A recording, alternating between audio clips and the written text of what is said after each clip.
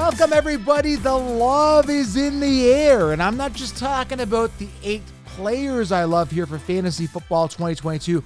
I'm loving the fact that fantasy football is around the corner. I'm loving the fact that I'm watching some preseason football, NFL football. I'm loving the fact that NFL is around the corner, like the main season starting soon. I'm loving everything. So there's a lot of love in the air for this episode and every episode moving forward. Today we're talking 8 players that I love. Okay, so these guys are included in my 16-round draft solution. If you haven't got it, make sure you guys get it. I'm going to dive into them briefly. I'm just going to highlight them for you here. I'll give you some reasons why I love them, why I love the upside. There's so much love in my heart for these players, especially for this season. So if you guys listen to this channel regularly, you might hear some names like, hey, you've talked about that guy before. I know you love him, Joe. I know you do. 8 players I love here in this episode. I'm going to lay them out for you. Now, as you know, guys, there's a code you need to write down. It's called ShowerLine20. If you haven't memorized it or tattooed it on your body yet or done something interesting with it yet, go do that right now. I mean, don't go tattoo it. Don't do that. But write it down, guys. ShowerLine20, manscaped.com. That's a sponsor of the show. In my hands, I've got the Boxers 2.0. If you're not wearing these underwear while you're listening to this, your balls are probably uncomfortable. Now, I'm done with just going to a regular store and buying regular whitey tighties or regular underwear. Enough with that stuff, guys. Experience the Boxers 2.0. Experience their shampoo, body wash, and their Lawnmower 4.0. Head on over to manscaped.com. ShowerLine20 upon checkout. Save yourself 20%. Go there. Treat yourself, guys. They've got subscriptions. You can get this stuff product coming to you regularly. Go immerse yourself on the site and save 20%, guys. I'm extending a discount to you guys. Compliments of Manscaped. Thank you for the sponsor, guys. Manscaped.com. ShowerLine20. Go treat yourself and get the 16-round draft solution, guys, right now. Use code TUBE20. Save yourself 20%. Sleepers, breakouts, optimal players drafting each round. Get it below. I've also got an app, guys, okay? It's called the 16-round draft tool app. All under programs. If you're listening in the car, on my website, there's a program tab. Get the 16-round draft tool plus and get the solution, guys. Everything you guys need. Now, the draft tool is not a substitution for 16 rounds, but it gives you an additional tool where you can view players, dive into stats a little bit more, and open that during your draft. So it's a complement to 16-round draft solution, right? Get them below right now, okay? And also patreon.com/FFCounselor. Join the fantasy front lines. So much value, guys. So much excitement. I'm ready. Let's dive into it, okay? So the first player I love, you guys know it. I'm not going to hold back my feelings of emotion and passion and love for this guy. And I don't know if you guys have been watching my Insta. I did talk about him. I had a dream about him. It wasn't a good dream. It was a very bad, naughty dream. I had a dream that he broke his leg. The guy I'm talking about was Derrick Henry, and we hope that we got that out of our system now, whether it's completely out of our system. God forbid he has an injury during the season, because I've got a lot of Derrick Henry stock this season, okay? This is a guy, again, if you guys listen to this show, you know I talk about this. He is primed for a big bounce-back season. Obviously, it's a run for his team. This guy would have rushed for 10,000 yards last year if he didn't get hurt. I don't even have to dive into his stats other than the fact that all I got to say is he had top 10 stats in rushing yards, rushing touchdowns, and rushing attempts. Top 10 amongst running backs, and he played 8 games. Boom type of ceiling, right? That's the ceiling we got, whether PPR or standard. I love Derrick Henry. The talent is there. The work ethic is there. And the volume is there. So he's got all of the variables, everything, all of the skills that I look for, all of the talent, all of the everything that I look for when I'm drafting a workhorse running back. Derrick Henry's got it. So again, he got his injury out last year, okay? Boom, boom. He got it out in my dream. I haven't dreamed an injury, so he's all injuried out, knock on wood. I'm knocking on wood right now. The injuries are done, knock on wood. So Henry's primed for a huge bounce-back season, and I like his ceiling better than I do Jonathan Taylor, because we're factoring in a regression for a guy like Jonathan Taylor. So I absolutely, with the bottom of my heart, seriously, I'm still crying, right, after that bad dream I had with him with the injury. From the bottom of my heart, I absolutely love Derrick Henry, okay? I love the guy. He's the king. What else can I say, okay? He's the first guy I love. Second guy here, you know it. You've heard it. I've talked about it.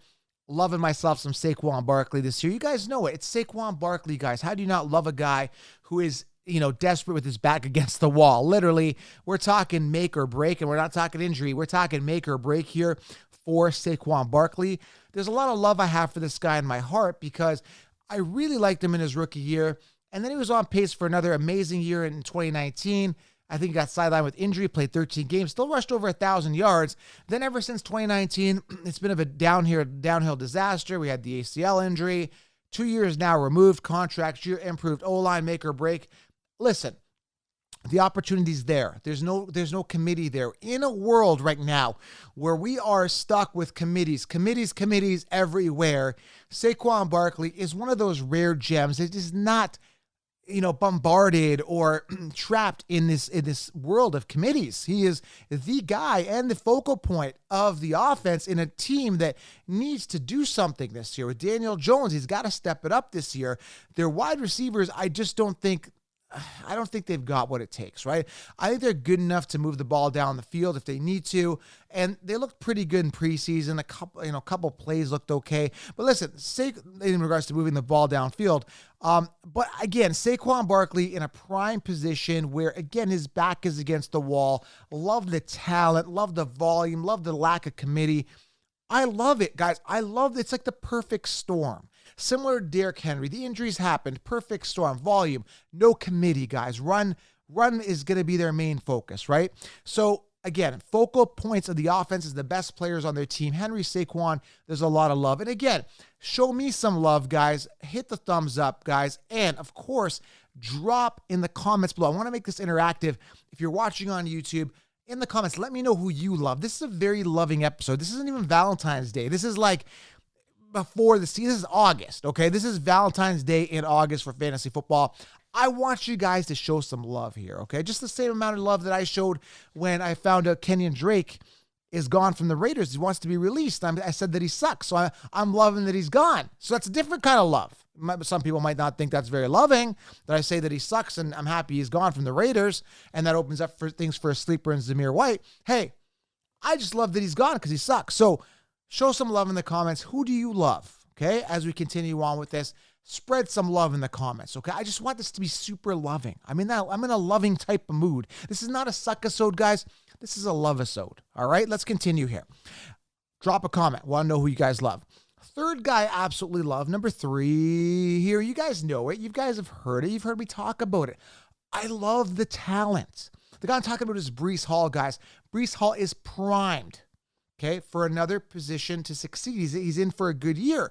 Now, you can say the Jets suck. I don't care. They're going to focus on that run. Another team that's desperate, who's spent a lot of draft capital on some really good picks and high picks, and they've got to succeed. Zach Wilson may be out for a little bit, maybe 2 to 4 weeks starting the season. Flacco's efficient enough to move the ball down the field, do some checkdowns, dump the ball off, and make Breece Hall relevant in regards to fantasy, in regards to reality. Breece Hall is the number 1 top prospect coming out of the 2022 draft at the running back position. This guy had 41 touchdowns in the past 2 seasons in college. He is a workhorse. They don't call him Breece the Beast for nothing.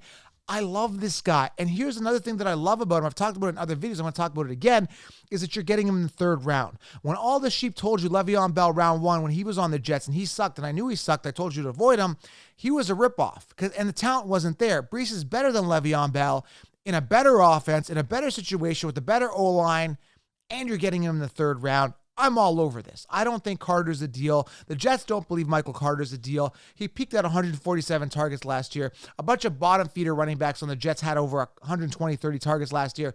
There's going to be over 220 targets minimum for Breece Hall, who's going to be also used in the receiving game. Love Breece Hall as an RB3, guys. 3 as part of a robust RB strategy, not as your RB1.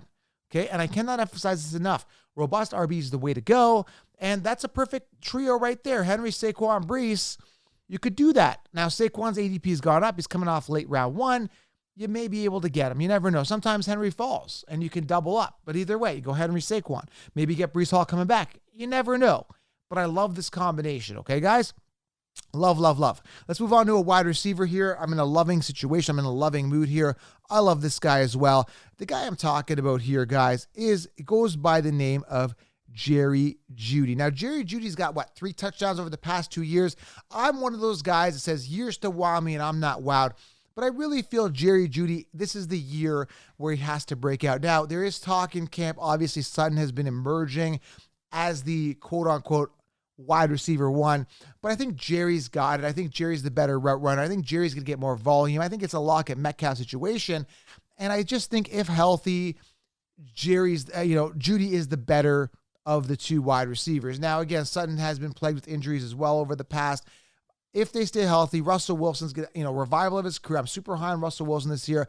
Love myself some Jeudy as a wide receiver one potential. But again, you don't want Jeudy to be your only wide receiver after you go robust RB. He's going to be sitting there in round 5. You could consider him, but make sure you get some other guys. And I'm going to mention a couple right here at wide receiver. But I love Jerry Jeudy. I love that ceiling and that uncertainty that this guy could absolutely go off this year. I think in PPR, he's going to be a monster. I think he's going to get a lot of receptions. The yards after catch are going to look good. He's going to be slick. His route running creates great separation. I'm just excited to watch this offense with Russell Wilson in a situation where he's going to be excited to really shine this year. So Jerry Jeudy, love the opportunity. Love the value. Sitting, 24th, 25th amongst wide receivers, and you're getting yourself a wide receiver one with massive upside. Now, there is a chance he could bust, okay? Because, again, he falls under the years to wow me, I'm not wowed. I'm giving him a chance this year, okay? He's a guy that I've got on a couple rosters with my other wide receivers. Not going to be the only one. So Jerry Jeudy, love him this year. Love the value. Love the opportunity with Wilson. There's a lot of love here, but there is that small chance that he could bust, okay? Years to wow, so we're not wowed.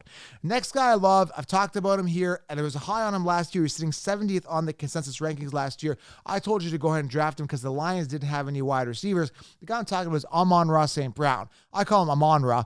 Either way, Amon-Ra St. Brown, I've talked about him in my other shows. Love the chip on his shoulder. He was picked 16th amongst wide receivers last year in the NFL draft.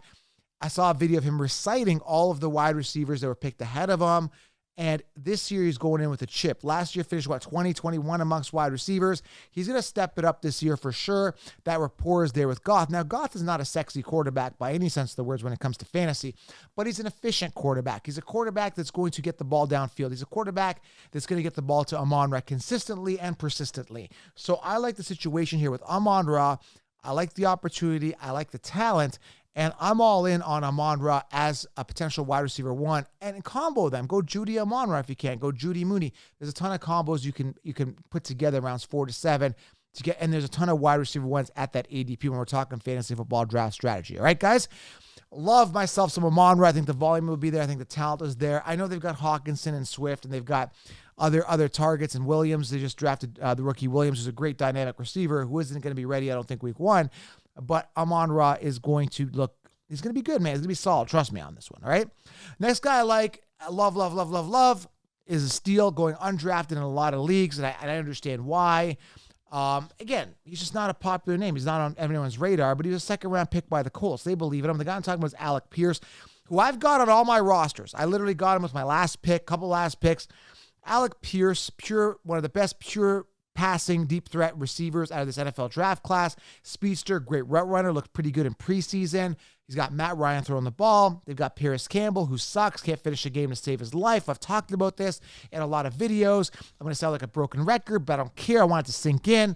Alec Pierce is primed. He's going to be starting, guys. He's going to be lining up with Paris Campbell and Pittman. Pittman sees double coverage. Pierce is going to be running out there, getting a lot of the volume. And he could surpass Pittman because we haven't seen Pittman be the one. So he's going into a situation where easily the wide receiver 2, I don't see him having an issue passing Campbell, can potentially pass Pittman. Now, I think Pittman has a great year. I think Pittman's really talented, but I haven't gotten Pittman because he's a 3rd-round pick where I'm busy getting Breece Hall or someone like Zeke or someone as part of my robust RB strategy. So I look at Alec Pierce. I see the talent. I see the youth. I see the upside. I see the opportunity with Matt Ryan.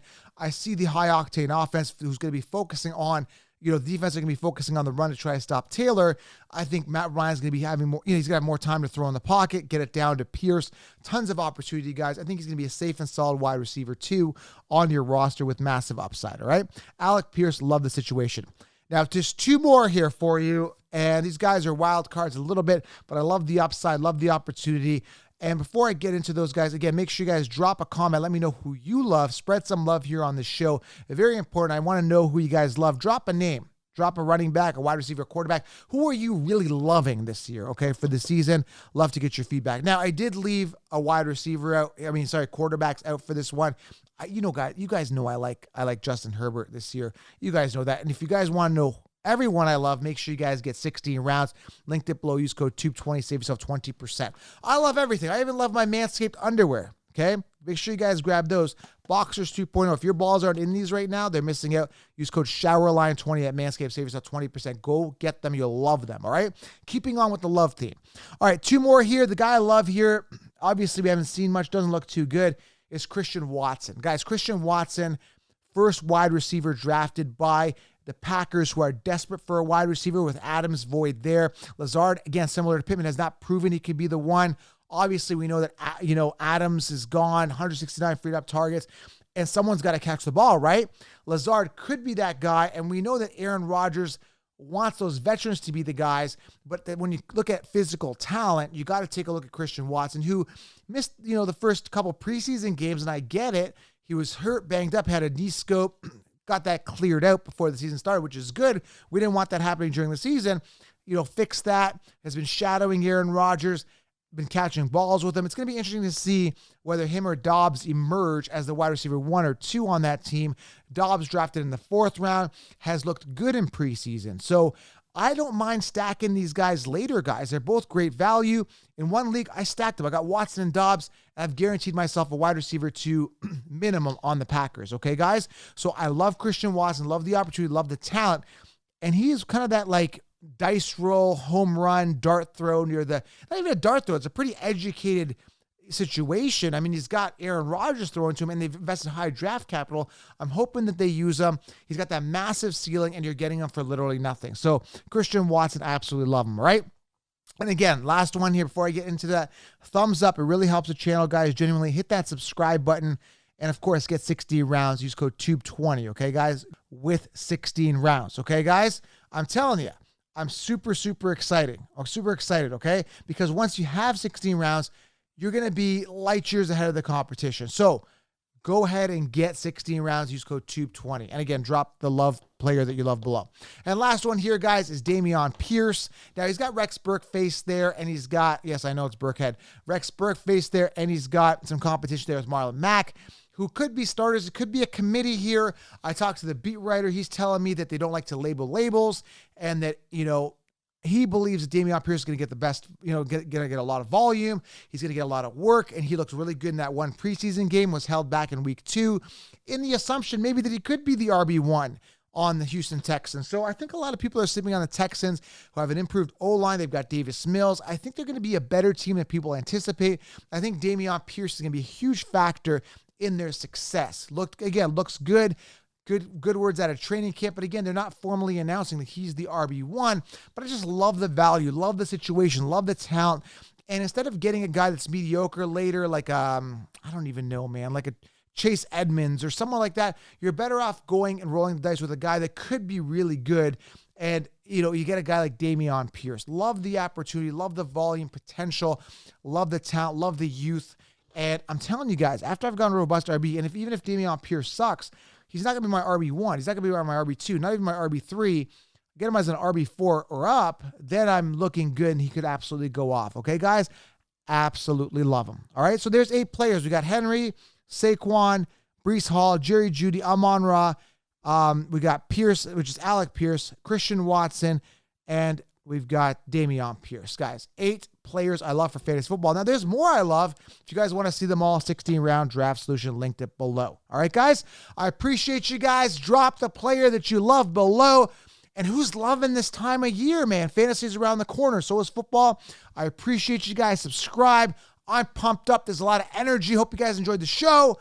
We'll talk soon. I'm out.